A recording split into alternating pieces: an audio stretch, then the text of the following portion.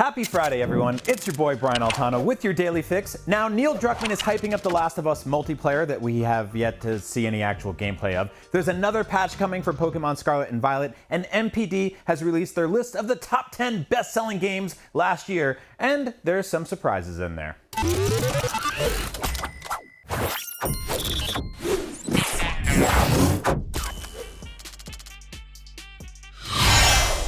HBO's The Last of Us is premiering this weekend, and in a little cross-company synergy, Naughty Dog's Neil Druckmann, who directed The Last of Us Part 2 and is an executive producer on the HBO show, would like to remind everyone that the studio is still hard at work on more Last of Us games.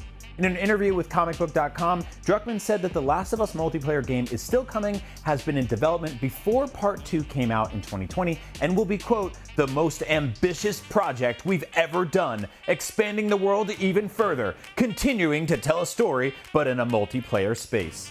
I did a little emphasis on that. He's a lot more low-key than that. Druckmann describing the game as the most ambitious project that Naughty Dog has done is surprising because normally developers like to downplay their upcoming games as small, intimate affairs with tiny budgets and limited scope.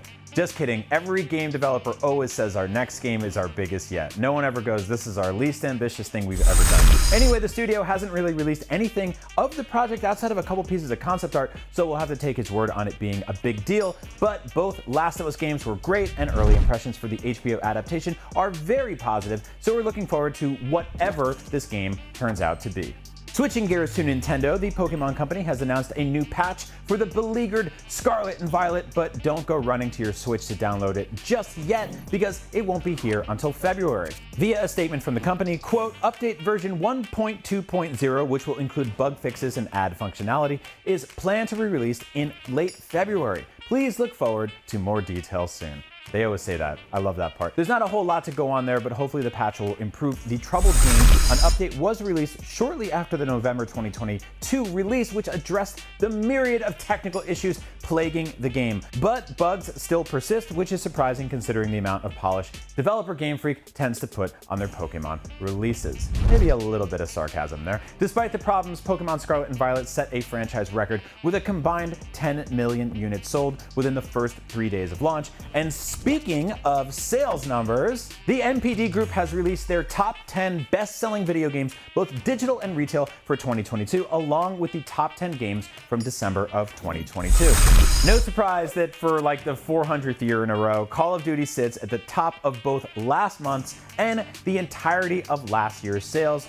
Activision Blizzard said the game had a series high of $800 million in the first 3 days of release. Sony also said it was the biggest release ever for the PlayStation Store. You guys, you complain about Call of Duty, you really, all the time in the comments, but you're out there buying it. You buy it all, every month, every year, every day, some of you. Just keep buying the same game over and over. You're the problem. Coming in at number 2 for the year is IGN's Game of the Year, Elden Ring, which should have been number 1. More of you should buy that. Which, for a time last year, was outselling Call of Duty Vanguard. Now, both Pokemon releases, Scarlet and Violet, and Pokemon Legends Arceus made the list along with PlayStation exclusives God of War Ragnarok and Horizon Forbidden West. Lego Star Wars The Skywalker Saga came in at number 5 for the year, which is surprising considering it was free on Game Pass for a couple months there. Now, the biggest surprise, and probably not a good one, is Krafton's The Callisto Protocol, which was released in December and was very heavily marketed, but failed to even crack the top 10 games sold that month. And that was your Daily Fix. I'm Brian Altano, and thanks for watching. Now that you're all caught up on the news, check out the latest episode of Next Gen Console Watch and this week's episode of Beyond, where myself and the Beyond crew confront a real-life PS5 scalper who may or may not be a real-life PS5 scalper and might also have illegal Ninja Turtle body parts in a jar. Subscribe to the Snap Fix on Snapchat, download the IGN app on all your devices, and for all things, everything else, IGN.com, a website you can go to.